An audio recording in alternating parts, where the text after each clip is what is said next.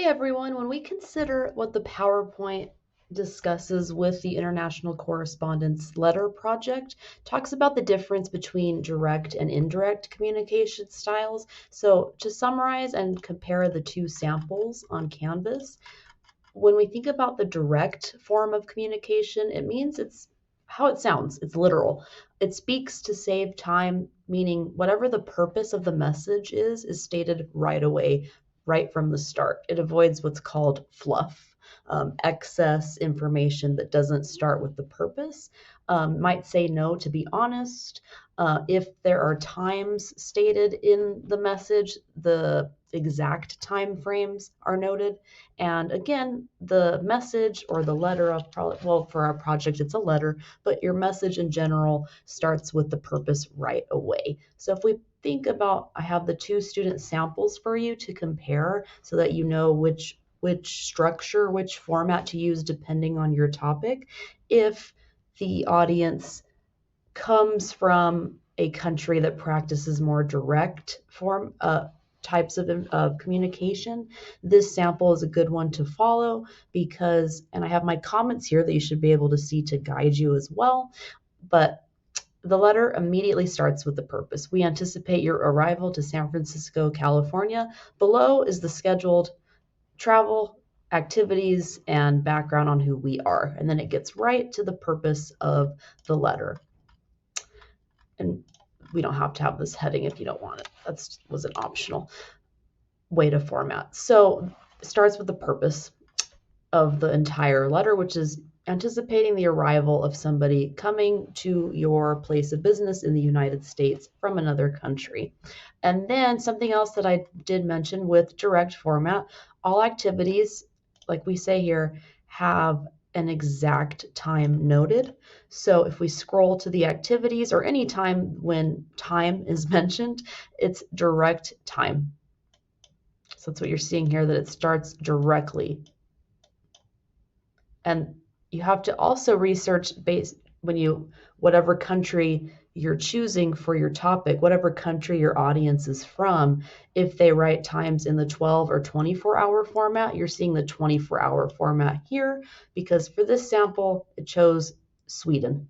And they, based on research, go with the 24-hour format. So that's why you're seeing the time frames look like this. But more of the purpose of this video is saying when it's the direct format, exact time frames are noted. 12 p.m., 9 a.m., things like that. So that's another difference with the direct.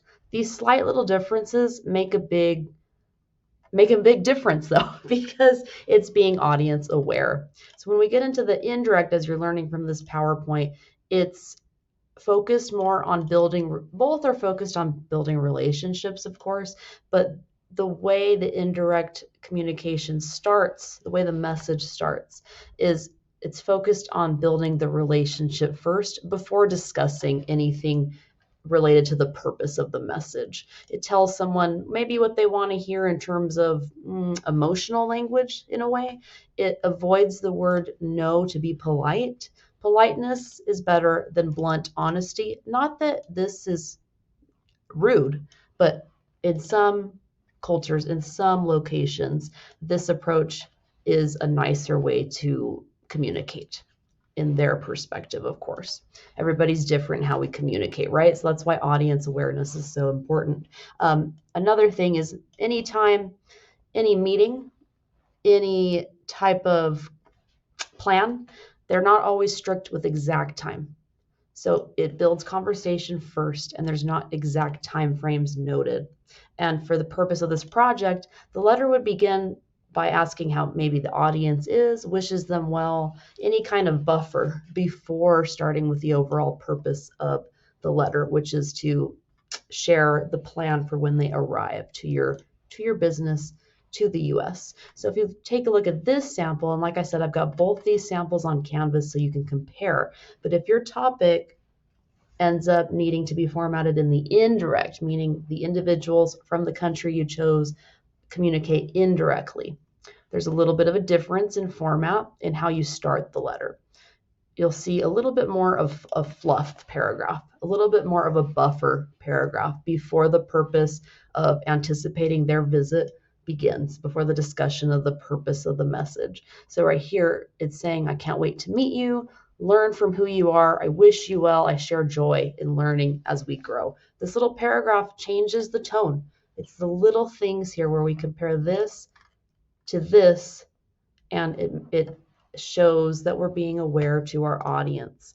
And then something else with the indirect is we have the list of activities still, but it's not exact time frames. We use times of day instead because they don't tend to follow. People who may communicate more in the indirect pattern don't feel as strict with exact time frames. So you would use phrases like this instead. And again, it's just those little differences to where you're adapting to your audience.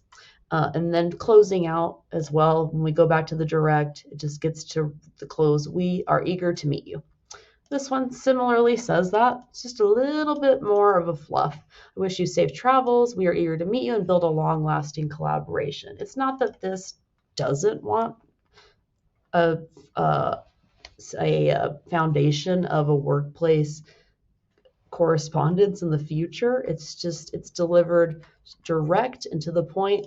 This one still has the same purpose. It just takes, the pacing is a little slower. So I wanted to take the time to review this with you, compare the samples, and based on your topic, make sure you follow either the direct or the indirect format. Let me know if y'all have any questions about that.